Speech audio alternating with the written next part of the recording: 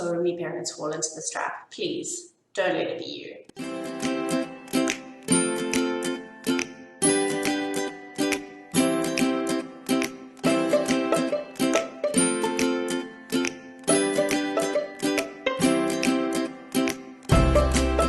Hey, welcome back. My name is Holly. I'm a pediatric occupational therapist, a toddler mom, founder of Playful Pod, which is my play and child development membership community. My channel is all about simplifying child development in these wonderful little years. So before we get started, if you want to find out more about child development as a whole, don't forget to grab my free toddler developmental milestone charts, which are linked in the description box below. Okay, before we jump in, I have a question for you. What is your deepest wish, dream, desire for your child? Leave me a comment down below. Now, it might be that they would be smart, that they would be well off financially, that they would have good mental health. It might be that they would never experience heartbreak. There's really no wrong answer. So the question comes up, we know what we want for them, but how do we get them there? We all know that these little years are the time for laying the foundation for everything that is to come. There is no time in a person's life that their brain is developing like 0 to 5. In fact, by age 5, 90% of the brain networks have been developed. So how do we use these little years to really lay that foundation for our child? I see people falling into kind of two camps or two categories when thinking about this. The one idea is that our children are like boxes, that we need to fill them up. The more, the better.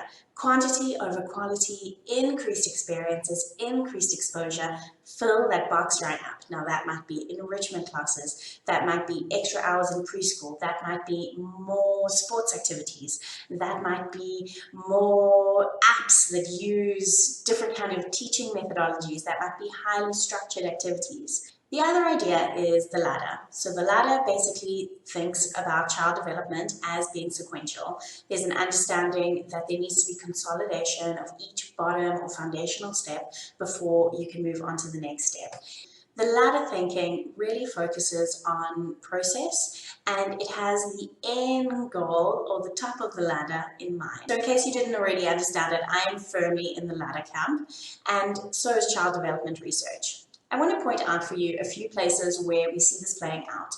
The first would be academics. So in the box idea, we need to get those academics in. If we want our child to be at the end smart, we just need to put more in. It's really a focus on what the child receives. So we're talking about very structured activities. We're talking about early academics. On the other hand, on the ladders approach, it sees cognitive development or academic learning as a higher level brain function. So it looks at the foundational skills, especially in the little years, of brain and body connection, of movement, of sensory development.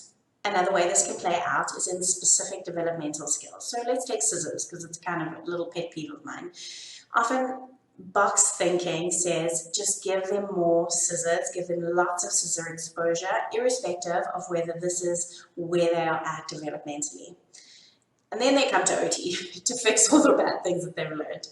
But in the ladder thinking, we say, okay, well, using scissors is a very well-developed fine motor skill. So let's make sure that the core is established, that the shoulder girdle is established, and that they're using their hands in multiple ways. And then when we do start with scissors, we start off with age-appropriate, simple snipping activities instead of jumping straight into the zigzags.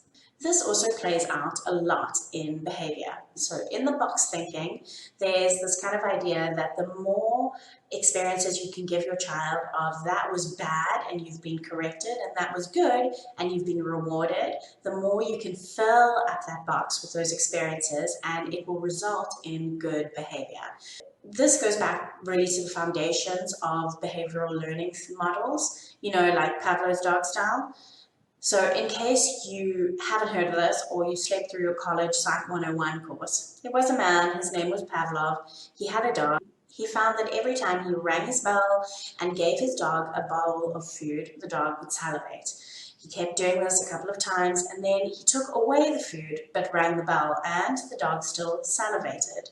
So this is called like a conditional response. So it says every time that a bad behavior then would result in a negative reinforcement or punishment, that it would be unlearned. And every time a good behavior was given a reward, then it would be encouraged. For children, this comes out in punishments, which might be yelling, which might be hitting, which might be taking things away, as well as rewards. From a developmental perspective, we look at behavior as a sign of an underlying need or developmental skill. I think Ross Greene explained this really, really well in his book, The Explosive Child, when he said, children do well if they can.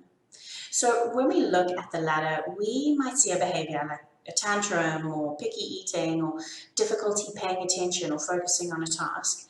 And then we play a little bit of detective and look back on those lower steps of the ladder where there needs to be a little bit more consolidation, or where we need to lower the environmental expectation on our child to meet the actual developmental level that they're at. So I'm just going to show you this table because I just love it and think it describes this ladder concept in child development so well. It's by Taylor and Trott, and it basically shows you that something like academic learning, which also involves all of that prefrontal cortex and cognition and are higher level brain skills. So when we look at our little children in these little years, we're really wanting to develop the lower level skills, like sensory, like motor, and really establish that brain and body connection and the central nervous system. Now, you might be looking at this and saying, Holly, I thought you said you were going to simplify toddler development for us, and you would be right. And that is why next week I'm going to be sharing the secret sauce for embracing a developmental approach within your home and really setting up your child for all of those hopes and dreams and wants that we have for them in the most natural and simple way. This is going to be the key to get you off that hamster wheel of trying to do all the things and get your toddler ahead somehow in life or race through child development while you're also comparing them to all the other children that you see in the park, and actually take real action steps towards supporting those underlying foundational skills that truly set our children up for success. Make sure to like and subscribe to my channel so you can get that video next week.